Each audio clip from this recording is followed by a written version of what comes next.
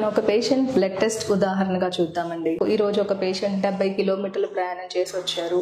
ఆయన fasting blood sugar 150 వరకు ఉంది. తిన్న తర్వాత 220 అంటే షుగర్ లెవెల్స్ కొంచెం ఎక్కువ ఉన్నాయి కదా.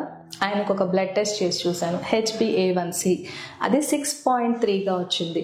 HbA1c 7 లోపు ఉంటే షుగర్ మంచి కంట్రోల్లో ఉన్నట్టు. మరి ఇప్పుడు మనం ఆయనకి ఈరోజు షుగర్ లెవెల్స్ బట్టి మెడిసిన్ డోస్ పెంచాలా, లేకపోతే HbA1cని బట్టి మెడికేషన్ డోస్ తగ్గించాలో ఈ వీడియోలో మనం చూద్దాం.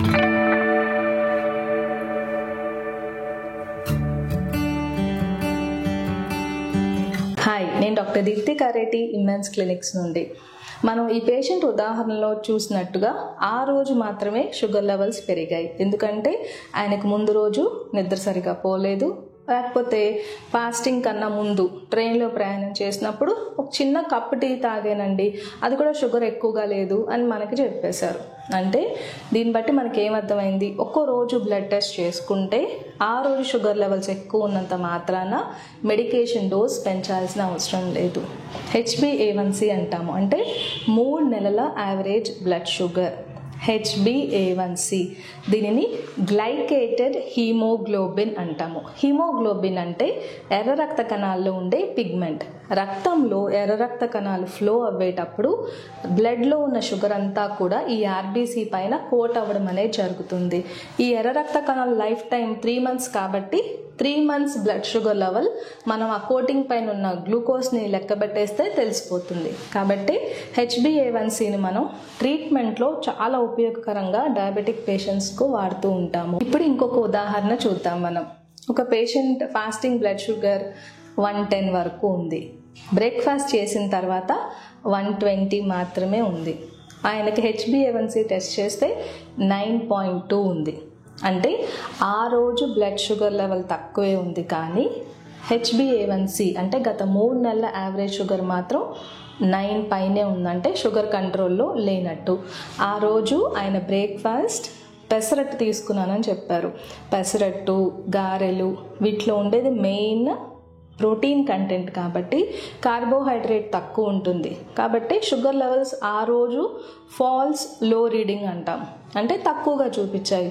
మనం దాన్ని బేస్ చేసుకుని ఆయన ట్రీట్మెంట్ ఇచ్చేస్తే ఆయనకి షుగర్ లెవెల్స్ పెరిగిపోయి డయాబెటిక్ కాంప్లికేషన్స్ వచ్చే అవకాశాలు ఉంటాయి. కాబట్టి షుగర్ పేషెంట్స్ ఏం గుర్తుపెట్టుకోవాలంటే HbA1c అనేది షుగర్ కంట్రోల్ గురించి, మనకి లాంగ్ టర్మ్ కంట్రోల్ గురించి చెప్తుంది. ట్రీట్మెంట్ డెసిషన్స్ తీసుకునేటప్పుడు మనకి చాలా ఉపయోగపడుతుంది.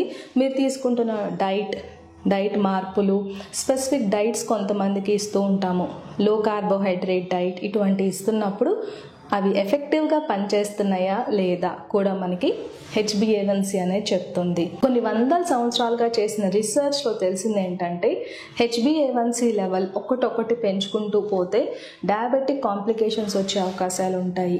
అంటే 7 to 8 లోపు HbA1c ఉంటే కంటి సమస్యలు, కిడ్నీ సమస్యలు, గుండె జబ్బులు, న్యూరోపతి వచ్చే అవకాశాలు 25% వరకు పెరిగిపోతాయి.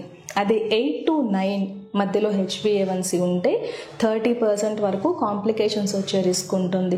9 to 10 అయితే 50% వరకు డయాబెటిక్ కాంప్లికేషన్స్ వచ్చే రిస్క్ పెరుగుతుంది. అదే ఇంకా 11, 12, 13, 14 వరకు HbA1c పెరిగిపోతే 100% డయాబెటిక్ కాంప్లికేషన్స్ రిస్క్ ఉంటుంది. కాబట్టి షుగర్ పేషెంట్స్ ఏం గుర్తుపెట్టుకోవాలంటే HbA1c అనేది 24/7 into 3 months. అంటే నేను డాక్టర్ దగ్గరికి వెళ్ళే రోజు షుగర్ లెవెల్ కంట్రోల్లో ఉంది అనుకుంటే సరిపోదు.